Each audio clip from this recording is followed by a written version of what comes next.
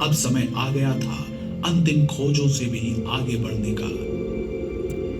Neptune का परिवर्तनशील वातावरण और आश्चर्यजनक मौसम परिवर्तन पहली खोज थी जिसने वॉयेजर टीम का ध्यान आकर्षित किया। गहरे अंतरिक्ष की अत्यधिक ठंड में नेपच्यून के उग्र मौसम को बढ़ावा देने वाली ऊर्जा की उम्मीद शोधकर्ताओं को नहीं थी।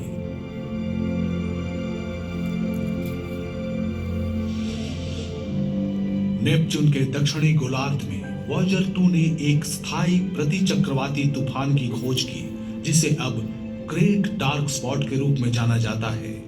वॉयेजर ने पाया कि नेपच्यून की हवाएं सौर मंडल में सबसे तेज थी।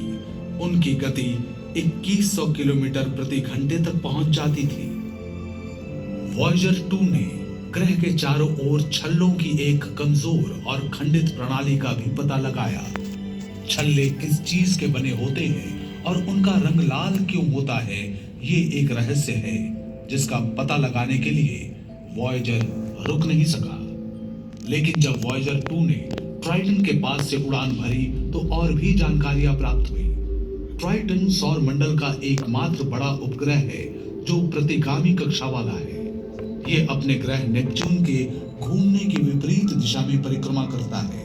वैज्ञानिकों को लगता है कि ट्राइटन का असामान्य परिक्रमा पथ साबित करता है कि यह कभी अपने आप में एक बौना ग्रह था। वे मानते हैं कि लाखों साल पहले यह भटक कर नेपच्यून के पास आया और इसके विशाल गुरुत्वाकर्षण की चपेट में आ गया। उस प्रतिगामी कक्षा का अर्थ है कि ट्राइटन हर पल ऊर्जा खो रहा है। जल्दी हो या देर से यह नष्ट हो जाएगा। ट्राइटन के टुकड़े संभवतः नेपच्यून के चारों ओर छल्ले की एक प्रणाली बनाएंगे जो कि शनि की तुलना में अधिक और साफ दिखने वाले होंगे।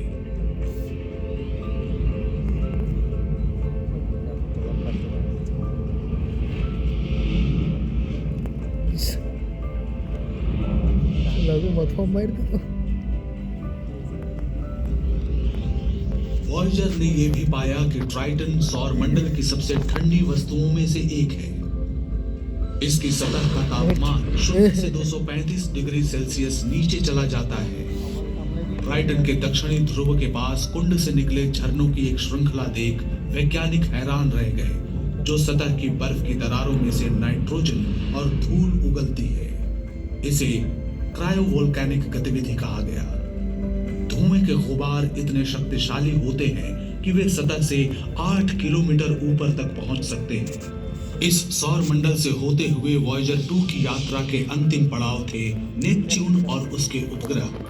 अब ये भी अपने जुड़वां यान की तरह सूर्य और ग्रहों के हमारे सौर मंडल के बाहर जा रहा था।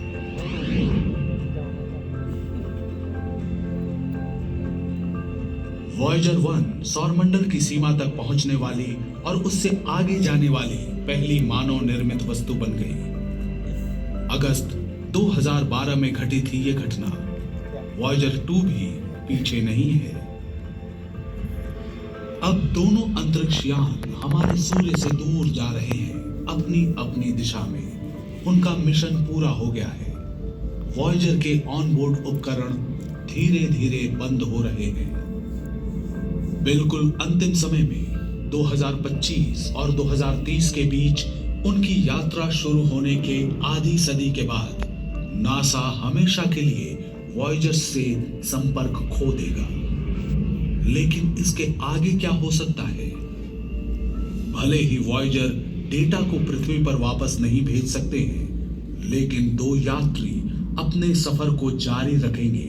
हमारे सूर्य से दूर और दूर चलते चले जाएंगे। लाखों अरबों साल बीत जाएंगे। मानव जाति का सफर बहुत दूर जा पहुंचेगा, यहां तक कि हमारा अपना सूर्य भी अंततः एक विशाल लाल पिंड बन जाएगा। फिर भी कहीं दूर हमारे सौरमंडल की सबसे दूर की सीमाओं से परे 2 मानव निर्मित अंतरिक्ष यान अपने साथ एक छोटा सा संदेशा ले जा रहे होंगे कि हम कौन हैं और हम कौन थे। किसी दिन वॉयेजर एकमात्र सबूत हो सकते हैं हमारी मानव सभ्यता के अस्तित्व का। वॉयेजर 1 और वॉयेजर 2 दोनों में ही मौजूद है एक प्रकार का टाइम कैप्सूल, जिसमें एक सोने की परत वाली तांबे की डिस्क और स्टाइलस है जिसकी मदद से डिस्क के खांचों में एनकोडेड ध्वनियों को सुना जा सकता है। कवर पर लिखे निर्देश बताते हैं कि रिकॉर्ड प्लेयर कैसे बनाया जाता है। जो ऐसा कर पाएगा वो 55 भाषाओं में हमारा अभिवादन सुनेगा और मोत्सार्ट, चक बेरी, बाख, लुई आर्मस्ट्रॉन्ग, एक जॉर्जियाई समूह गान, न्यू गिनी के अनुष्ठान गीत, प्रकृति की आवाज और पक्षियों का चहचहाना सुन पाएगा। डिस्क में अंतरिक्ष से ली गई पृथ्वी की तस्वीरें, संसार के परिदृश्य और उनमें रहने वाले लोगों की तस्वीरें भी मौजूद हैं। वैज्ञानिक गणना करते हैं कि वॉयेजर 2 को धरती से 1 प्रकाश वर्ष की दूरी तय करने में लगभग 18,000 वर्ष लगेंगे। फिर ये हमारे सबसे नजदीकी तारे प्रॉक्सिमा सेंटोरी के पास होगा। हाल ही में खोजे गए इस तारे का एक ऐसा ग्रह है जहां शायद जीवन की संभावना मौजूद है। हो सकता है उस समय तक मानव जाति को तारों तक जाने का एक तेज रास्ता मिल जाए, जिसके बारे में वॉयेजर्स के बनाने वालों को पता नहीं था। और संभवतः कभी न कभी वे वॉयेजर्स उन बुद्धिमान प्राणियों की खबर देकर अपनी यात्रा पूरी करेंगे, उन प्राणियों की खबर जो हमारी ही तरह चाहते हैं सितारों तक पहुंचना।